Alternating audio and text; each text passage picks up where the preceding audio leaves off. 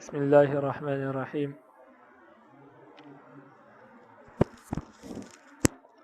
عن ابی ہریرہ رضی اللہ تعالی عنہ قال حضرت ابو ہریرہ رضی اللہ تعالی عنہ سے روایت ہے، فرماتے ہیں قال رسول اللہ صلی اللہ علیہ وسلم، رسول اللہ صلی اللہ علیہ وسلم نے فرمایا کل خطبۃ لیس فیہا تشہد، ہر وہ خطبہ جس میں تشہد نہ ہو یعنی اللہ کی حمد و ثنا نہ ہو، فہی کالید الجزماء، وہ کٹے ہوئے ہاتھ کی طرح ہے، یعنی جس طرح کٹے ہوئے ہاتھ انسان کے لیے کوئی فائدہ مند ثابت نہیں ہوتا، اسی لیے یہ خطبہ انسان کے حق میں کوئی فائدہ مند ثابت نہیں ہوگا جس میں تشہد نہ ہو یعنی اللہ کی حمد و ثنا نہ ہو۔ رواہ ترمذی وقال هذا حدیث حسن غریب، اس کو امام ترمذی نے روایت کیا اور یہ حدیث حسن غریب ہے۔ وعنہ قال، اور انہی سے روایت ہے، قال وہ فرماتے ہیں قال رسول اللہ صلی اللہ علیہ وسلم، رسول اللہ صلی اللہ علیہ وسلم نے فرمایا کل امر ذی بال لم یبدأ فیہا بحمد اللہ فہو اقطع، ہر ذی شان کام جس کی ابتدا الحمدللہ سے نہ کی جائے فہو اقطع، تو وہ بے برکتہ رہ جاتا ہے۔ رواہ ابن ماجہ، یعنی اس میں برکت نہیں رہتی۔ وعن عائشہ رضی اللہ تعالی عنہ، حضرت عائشہ رضی اللہ تعالی عنہ سے روایت ہے، وہ فرماتی ہے قال رسول اللہ صلی اللہ علیہ وسلم، رسول اللہ صلی اللہ علیہ وسلم نے فرمایا اعلنوا هذا النکاح، اس نکاح کا اعلان کیا کرو، وجعلوه فی المساجد، اور نکاح مسجدوں میں مقرر کیا کرو، یعنی مسجدوں میں ایجاب اور قبول کیا کرو۔ ایک تو یہ ہے کہ پہلے لوگوں کو بلا لیا کرو، چاہے وہ فردن لوگوں کو بلا لیا جائے، اور یا یہ ہے کہ مسجد میں اعلان کر دیا جائے یا کسی عام مجمع میں اعلان کر دیا جائے کہ نکاح ہوگا، تمام ساتھی حضرات حاضر ہو جائے، اور پھر نکاح جو ہے مسجد میں کیا کرو، کیونکہ مسجد میں عام طور پر افراد زیادہ ہوتے ہیں، کثیر ہوتے ہیں، وہاں پر لوگ آتے ہیں نماز پڑھنے کے لیے، عبادت کے لیے، تو وہاں پر ہر وقت رش ہوتی ہے، لوگ ہوتے ہیں، یعنی یہ نکاح لوگوں کے سامنے کیا جائے تاکہ زیادہ سے زیادہ لوگ اس کے نکاح پر گواہ ہو۔ وَاضْرِبُوا عَلَيْهِ بِالدُّفُوفِ، اور نکاح کے موقع پر دف بجایا کرو۔ رواہ الترمذی وقال هذا حدیث غریب۔ وعن محمد بن حاتم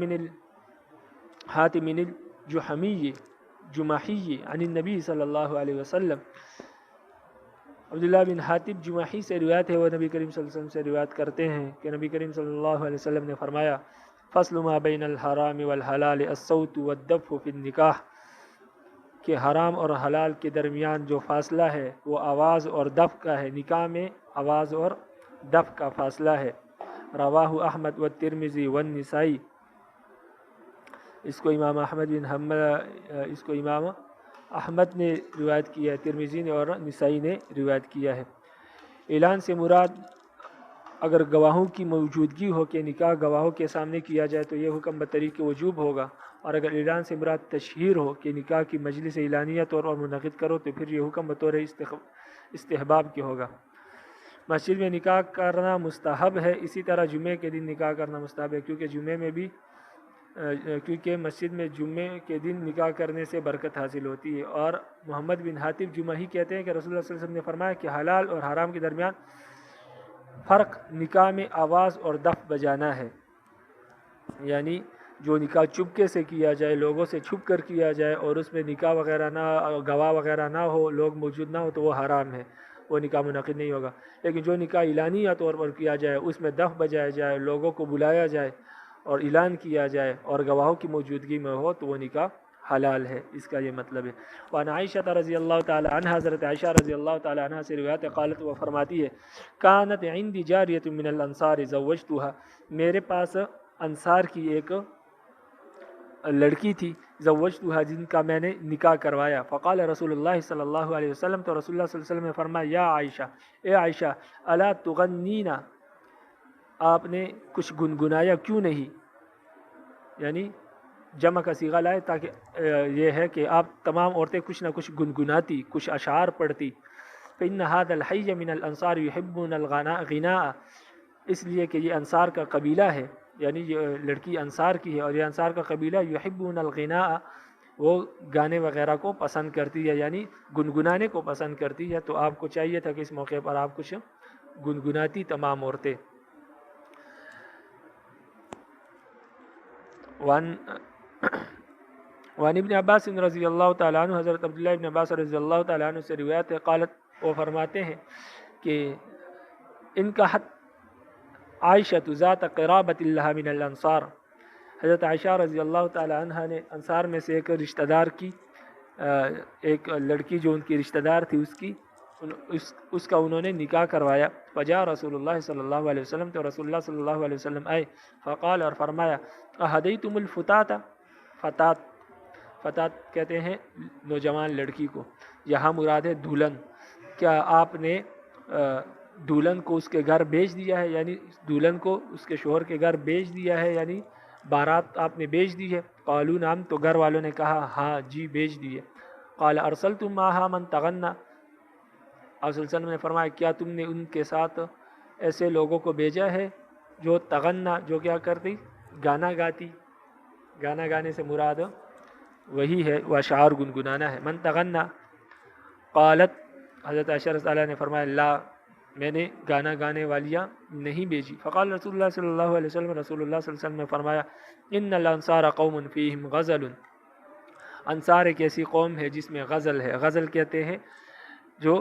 غنا، گانے وغیرہ کو پسند کرتی ہے. انصار ایک ایسی قوم ہے جو گنگنانے کو، گانے وغیرہ کو پسند کرتی ہے. فلو بعثتم معها من یقول، کاش کہ تم اس کے ساتھ کوئی ایسا بھیجتی جو یہ کہتا اتیناکم اتیناکم فحیانا وحیاکم، ہم آپ کے پاس آئے، ہم آپ کے پاس آئے، اللہ ہمیں بھی سلامت رکھے اور اللہ تمہیں بھی سلامت رکھے. رواہ ابن ماجہ، ابن ماجہ نے اس کو روایت کیا ہے. ایک بات یاد رکھے کہ یہ تمام حدیثیں جو یہاں پر ذکر ہوئی اور جس میں تغنینا اور تغنا کے الفاظ ہے، یعنی گانا گانے کے، یا اس سے پہلے جو روایتیں گزری یا جو روایتیں آنے والی ہے، ان تمام حدیثوں سے یہ معلوم ہوتا ہے کہ گانا گانا جائز ہے، لیکن اس سے مراد گنگنانا ہے اچھے اشعار کا. جیسے کہ پہلی والی حدیث میں، سب سے باب کی پہلی حدیث میں ذکر ہو گیا، اور اس حدیث میں آپ صلی اللہ علیہ وسلم نے یہ اشعار بتائے اتیناکم اتیناکم فحیانا وحیاکم. تو اس طرح کے اشعار گنگنانا جائز ہے جو فحش نہ ہو، پہلے بھی آپ کو بتا دیا. لیکن یہاں پر یہ بات دوبارہ ذکر کرنے کا مقصد یہ ہے کہ ہمیشہ کے لیے یہ قاعدہ کلیہ اپنے ذہن میں رکھے کہ جب بھی آپ کے سامنے کوئی ایک حدیث آئے اور وہ حدیث بظاہر اسلام کے خلاف اور اسلامی تعلیمات کے خلاف نظر آ رہی ہو، جیسے کہ یہ حدیث ہے کہ الا تغنینا فإن هذا الحي من الانصار يحبون الغناء، آپ نے گانا کیوں نہیں گایا؟ اس لیے کہ یہ انصار کا قبیلہ ہے اور یہ گانے کو پسند کرتا ہے. تو یہاں پر اس طرح کی اگر کوئی حدیث مثلا آپ کے سامنے کسی موقع پر آئے، یا اس کے علاوہ کوئی ایسی حدیث آئے جو بظاہر اس سے معلوم ہوتا ہے کہ اسلام کے خلاف ہے، تو آپ کسی ایک حدیث کو دیکھ کر اپنا ذہن نہ بنا لے اور اس حدیث کے مطابق اپنا عقیدہ یا اپنا نظریہ نہ بنائے، اور اس ایک حدیث کو دیکھ کر فیصلہ صادر نہ کرے، بلکہ اس مضمون کی جتنی احادیث ہو ان سب کو جمع کیا جائے اور ان سب کو دیکھا جائے، اور اس سے جو انسان کے ذہن میں جو خیال اور جو فکر پیدا ہوگی، جو تشریح اور جو وضاحت پیدا ہوگی، وہی اصل میں ان تمام حدیثوں کی کیا ہوگی؟ مراد ہوگی. جیسے کہ یہ حدیث بھی ہے، اس کے علاوہ اس باب کی تمام حدیثوں کو جب ہم دیکھتے ہیں تو تب ہمیں معلوم ہوتا ہے کہ یہاں پر گانا گانا مراد نہیں، بلکہ یہاں پر ایسے اشعار گانا مراد ہے جو فحش نہ ہو. جیسے کہ پہلے حدیث میں آیا کہ وہ شہداء بدر کی تعریف کر رہی تھی، یا اس حدیث میں آیا کہ اتیناکم اتیناکم، یہ دعائیہ کلمات کہنے چاہیے تھے. تو اس طرح کی اشعار مراد ہے کہ ایسے اشعار گنگنائیں، یہاں پر گانا مراد نہیں. اسی طرح بہت ساری حدیثیں بہت سارے مواقع پر بہت سارے ابواب میں آتی ہے جس سے انسان کو یہ وہم پیدا ہو جاتا ہے کہ یہ حدیث تو سراسر اسلامی تعلیمات کے خلاف ہے، لیکن چونکہ انسان اس مضمون کی دوسری حدیثوں کو انسان نے دیکھا نہیں ہوتا، اس لیے انسان کو ایسا لگتا ہے. اصل میں اس حدیث کا وہ مطلب نہیں ہوتا، بلکہ اس مضمون کی دوسری احادیثوں کو اگر جب آپ دیکھیں تو وہ حدیثیں اس کی وضاحت کر دیتی ہے، اس لیے کہ ایک حدیث دوسرے حدیث کی تشریح کرتی ہے. اور جب تک ایک حدیث کو آپ پڑھیں گے اور اس کے ساتھ باقی احادیث کو نہیں پڑھیں گے تو تب تک آپ کو وہ ایک حدیث سمجھ میں نہیں آئے گی. وگرنہ اگر آپ صرف ایک حدیث کو لے کر بیٹھ جائیں گے، کوئی دوسری حدیث اس کے متعلق نہیں دیکھیں گے، تو بہت زیادہ خدشہ ہے کہ انسان گمراہ ہو جائے. اس لیے انسان کو ہمیشہ چاہیے کہ وہ جب ایک حدیث پڑھے تو اس کے متعلق، اس کے مضمون کے متعلق جو دوسری حدیثیں ہیں ان کو بھی دیکھ لے، کیونکہ باقی حدیثیں اس حدیث کی تشریح کرتی ہے، اور انسان کے ذہن میں جو خدشات اور جو اعتراضات پیدا ہوتے ہیں اور جو تحفظات پیدا ہوتے ہیں وہ تمام حدیثیں اس کو دور کر دیتی ہے۔ جیسے میں نے آپ کو مثال کے طور پر بتایا کہ اس حدیث سے جو اوپر انصار والی گزری، اس سے انسان کے ذہن میں یہ سوال پیدا ہوتا ہے کہ آیا گانا جائز ہے، لیکن باقی حدیثوں کو جب ہم دیکھتے ہیں تو اس سے معلوم ہوتا ہے کہ یہاں پر گانا مراد نہیں ہے، بلکہ یہاں پر اشعار گنگنانا مراد ہے، جو اچھے اشعار ہو۔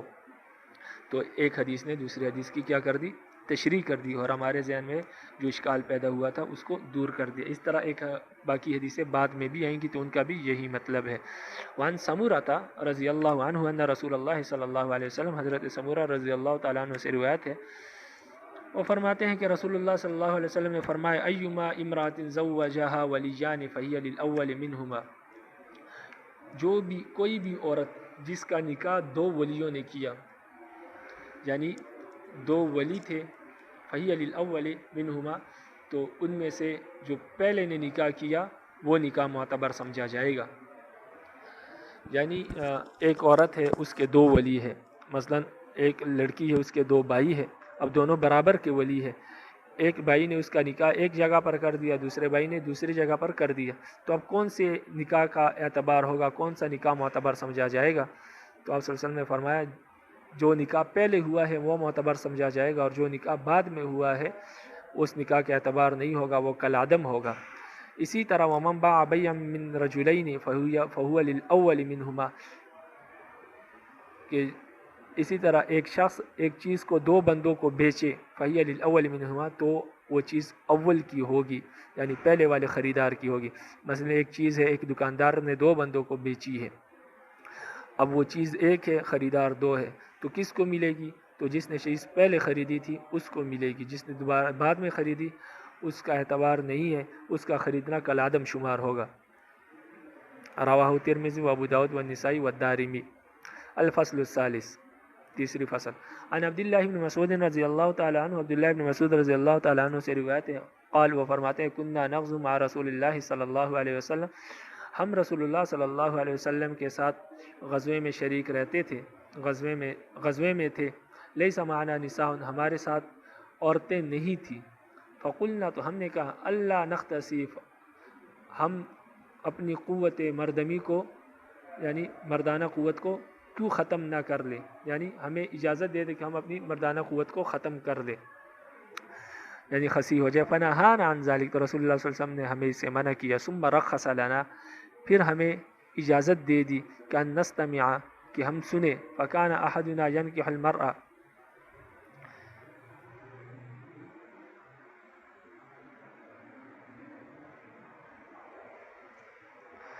تو یعنی آپ صلی اللہ علیہ وسلم نے ہمیں منع کیا، ثم رخص لنا ان نستمتع، پھر ہمیں متع کرنے کی اجازت دے دی۔ اب متع کس کو کہتے ہیں تو آگے اس کی تشریح کر رہے ہیں۔ فکان احدنا ینکح المرأة بالصوب الی اجل، تو ہم میں سے ایک شخص کسی عورت سے نکاح کرتا ایک جوڑے کے بدلے میں، یعنی ایک جوڑا کپڑے کے بدلے میں، الی اجل، ایک وقت مقررہ تک، یعنی یہ ایک کپڑا آپ لے لو اور ایک ہفتے کے لیے نکاح کر لو یا مہینے کے لیے، تو اس طرح نکاح متع ہوتا۔ ثم قرأ عبداللہ، پھر عبداللہ بن عباس رضی اللہ تعالیٰ عنہ نے یا عبداللہ بن مسعود رضی اللہ عنہ نے یہ آیت پڑھی، یا ایھا الذین آمنوا، اے ایمان والو، لا تحرموا الطیبات ما احل اللہ لکم، تم ان چیزوں کو حرام مت جانو جو اللہ نے تمہارے لیے حلال کی ہے۔ متفق علیہ، یہ حدیث متفق علیہ ہے، یعنی اس حدیث سے معلوم ہو رہا ہے کہ نکاح متع کیا ہے، جائز ہے، تو اس کو اپنے اوپر حرام نہ کرو۔ لیکن یہ حدیث ابتدائی زمانہ کی ہے، اور آگے باقی حدیثیں آئیں گی جس میں حضرت عبداللہ بن عباس رضی اللہ عنہ خود تشریح کر رہے ہیں اور خود فرما رہے ہیں کہ نکاح متع پہلے جائز تھا، پھر بعد میں حرام ہو گیا۔ تو اسی طرح جو میں نے آپ کو قاعدہ بتایا، اب اس قاعدے کے مطابق آپ اس حدیث کو دیکھیں تو یہ حدیث، اس حدیث کو اگر آپ صرف اس حدیث کو دیکھیں گے تو آپ کو اس حدیث سے یہ نظر آئے گا کہ نکاح متع جائز ہے، لیکن نکاح متع کے متعلق جب آپ باقی حدیثوں کو دیکھیں گے تو آپ کو خود بخود علم ہو جائے گا کہ یہ اس کے متعلق ایک حدیث ہے جو ابتدائی زمانے سے تعلق رکھتی ہے، باقی حدیثوں میں بعد میں پھر خود بیان ہوا ہے کہ پہلے جائز تھا اور بعد میں حرام کر دیا آپ صلی اللہ علیہ وسلم نے، اور وہ حدیث نیچے آ رہی ہے۔ اب اس حدیث میں آپ خود ملاحظہ کر لیں. وعن ابن عباس رضی اللہ تعالیٰ عنہ، عبداللہ بن عباس رضی اللہ عنہ سے روایت فرماتے ہیں کہ انما كانت المتعة فی اول الاسلام، متع ابتدائی اسلام میں جائز تھا، مشروع تھا. کان الرجل یقدم البلیدۃ، ایک شخص کسی دوسرے شہر جاتا، یعنی اس کی صورت کیا تھی وہ بتا رہے ہیں کہ ایک شخص یقدم البلیدۃ، کسی دوسرے شہر جاتا، لیس لها بها معرفۃ، لیس له بها معرفۃ، تو اس شہر میں اس کا کوئی جاننے والا نہ ہوتا. یعنی ایک بندہ جب دوسرے شہر جاتا تو وہاں اس کے جان پہچان کا کوئی شخص نہیں ہوتا تھا جو جس کے پاس وہ وہاں پر جا کر ٹھہرے اور اس کے کھانے پینے کا کیا کرے، بندوبست کرے. تو اب بعض اوقات ایسا نہیں ہوتا تھا، یعنی اس کا کوئی جاننے والا نہیں ہوتا تھا، تو پھر کیا کرتے تھے، فَيَتَزَوَّجُ الْمَرْأَةَ بِقَدْرِ مَا يُرَىٰ أَنَّهُ یقین، تو وہ شخص اپنے خیال کے مطابق جتنے دن وہاں اس کے ٹھہرنے کا ارادہ ہوتا اتنے دن کے لیے کسی عورت سے وہ شادی کر لیتا. فَتَحْفَظُ لَهُ مَتَاعَهُ، تو وہ عورت اس کے سامان کی حفاظت کرتی. وَتُصْلِحُ لَهُ شَيْئَهُ، اور اس کی چیزوں کی اصلاح کرتی، یعنی اس کی چیزوں کی حفاظت بھی کرتی اور اس کے کپڑے وغیرہ کی کیا کرتی، اصلاح کرتی، اس کو دھوتی، اس کے لیے کھانا وغیرہ پکاتی، یہ سب کچھ کرتی. حتیٰ اذا نزلت الآیہ، یہاں تک کہ یہ آیت نازل ہو گئی، الا علی ازواجہم او ما ملکت ایمانہم.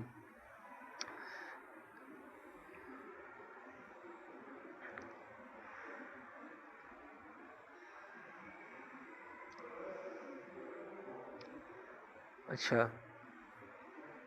الا علی ازواجہم او ما ملکت ایمانہم، یعنی تمہارے لیے تمہاری عورتیں یعنی بیویاں وہ جائز ہیں یا تمہاری لونڈیاں وہ جائز ہے. اس کے علاوہ کسی دوسری عورت سے اپنی حاجت کو پورا کرنا جائز نہیں ہے. تو جب یہ آیت نازل ہوئی تو قال ابن عباس رضی اللہ عنہ فرماتے ہیں کہ کل فرج سواہما فہو حرام، تو اس آیت کے نزول کی وجہ سے ان دو عورتوں کے علاوہ یعنی بیوی اور لونڈی کے علاوہ فکل فرج فہو حرام، تمام عورتیں انسان پر حرام ہو گئی. رواہ الترمذی، اس کو امام ترمذی نے روایت کیا ہے. تو اس حدیث سے معلوم ہوا کہ نکاح متع ابتدائی زمانے میں تھا، بعد میں حرام ہو گیا. اس لیے میں آپ کو کہہ رہا تھا کہ ہمیشہ یہ بات یاد رکھے کہ جب بھی کوئی ایسی حدیث آپ کے سامنے آئے جو اسلامی تعلیمات اور عقائد کے خلاف نظر آ رہی ہو تو اس کا وہ مطلب کبھی نہیں ہوگا. آپ اس کے متعلق جب دوسرے حدیثوں کو دیکھیں گے تو اس سے آپ کو پر جو حقیقت ہے وہ عیاں ہو جائے گی اور آپ کو حدیث کا اصل مطلب سمجھ میں آ جائے گا. تو اس حدیث سے معلوم ہوا کہ وہ جو اوپر والی حدیث ہے وہ ابتدائی اسلام سے تعلق رکھتی ہے. وعن عامر بن سعد رضی اللہ عنہ سے روایت ہے، قال، وہ فرماتے ہیں کہ دخلت علی قرظۃ، یہ عامر بن سعد تابعی ہے، صحابی نہیں ہے. یہ فرماتے ہیں کہ دخلت علی قرظۃ بن کعب و ابی مسعود الانصاری فی عرس، کہ میں ایک شادی کے موقع پر قریظہ بن کعب اور ابو مسعود الانصاری ان دو صحابیوں سے میری ملاقات ہوئی ایک شادی میں. وَإِذَا دَخَلُوا وَإِذَا هُوَ جِوَارٌ یغنین، فقلت، وہاں پر کچھ لڑکیاں تھیں جو گانا گا رہی تھی، یعنی چھوٹی بچیاں تھیں جو نابالغ تھیں لیکن وہ گانا گا رہی تھی. گانے سے مراد وہی اشعار وغیرہ ہیں جو باقی حدیثوں میں اس کی تشریح گزر چکی ہے. یعنی یہ دو صحابی بیٹھے ہوئے تھے اور باقی لوگ بھی بیٹھے ہوئے تھے اور کچھ چھوٹی بچیاں تھیں جو گانا گا رہی تھی. فقلت، تو میں نے کہا، اے صاحبی رسول اللہ صلی اللہ علیہ وسلم واہل بدر، اے اللہ کے رسول کے صحابیوں اور اہل بدر صحابیوں، اور اہل بدر میں یعنی بدر میں شرکت کرنے والوں، یہ دونوں بدری صحابی ہیں جنہوں نے غزوہ بدر میں شرکت کی تھی. یفعل ھذا عندکم، تمہارے سامنے یہ سب کچھ ہو رہا ہے، یعنی تمہارے سامنے لڑکیاں گانا گا رہی ہیں. یعنی انہوں نے یہ کہنے کی کوشش کر رہے ہیں کہ تمہارے سامنے یہ سب کچھ ہو رہا ہے اور آپ منع نہیں کر رہے. فقالا، تو ان دونوں ساتھیوں نے فرمایا، یعنی دونوں صحابہ نے فرمایا، اجلس ان شئت، اگر آپ چاہیں تو بیٹھ جائیں. فاسمع معنا اور ہمارے ساتھ سنیں، وإن شئت فاذهب اور اگر آپ چاہے تو آپ چلے جائیے، فإنه قد رخص لنا في اللهو عند العروس، اس لیے کہ ہمیں لہو کی یعنی کھیل کود کی، اشعار وغیرہ گنگنانے کی اور دف بجانے کی، لہو سے یہی مراد ہے، ان سب چیزوں کی ہمیں اجازت دی گئی ہے عند العرس شادی کے موقع پر۔ رواہ النسائی یعنی اس تابعی کو یہ معلوم نہیں تھا کہ دف وغیرہ بجانا یا اشعار گنگنانا یہ شادی وغیرہ کے موقع پر جائز ہے۔ تو اس سے یہ بات معلوم ہوتی ہے کہ اس وقت بھی عام تصور یہی تھا کہ گانے گانا یا اشعار گنگنانا یا دف وغیرہ بجانا یہ جائز نہیں ہے، حرام ہے۔ تو آج کل بھی بات ایسی ہے، لیکن اس تابعی کو یہ بات معلوم نہیں تھی کہ یہ بعض مواقع پر جائز بھی ہے، جیسے عیدین کے موقع پر، معزز مسافر آنے کے موقع پر اور شادی کے موقع پر آپ صلی اللہ علیہ وسلم نے اس کی اجازت دی، باقی اس کے علاوہ باقی مواقع پر اس کا بجانا بلا وجہ وہ حرام ہے۔ تو وہ صحابی اس حکم کو مطلق سمجھ گئے، حالانکہ یہ چیزیں اس سے خاص ہے، ان معاملات میں دف وغیرہ کا بجانا جائز ہے۔ اور یہ بات پہلے ذکر ہو گئی ہے، آپ کو پہلے بتا دیا تھا کہ کن مواقع پر جائز اور کن مواقع پر جائز نہیں۔ تو اس لیے اس تابعی کو یہ غلطی لگی، وہ سمجھے کہ صحابی رسول کے سامنے ایک ناجائز کام ہو رہا ہے اور وہ اس کو منع نہیں کر رہے، حالانکہ ایسا ممکن نہیں ہے، بلکہ انہوں نے اصل حقیقت بتا دی بعد میں کہ آپ صلی اللہ علیہ وسلم نے ہمیں شادیوں کے موقع پر دف وغیرہ بجانے اور اشعار گنگنانے کی اجازت دی ہے۔ وما علینا الا البلاغ المبین۔ باقی کوئی ایسی بات ہے جو سمجھ میں نہیں آئی یا کوئی سوال ہے تو آپ پوچھ سکتے ہیں۔ رب العالمین عمل کی توفیق نصیب فرمائے۔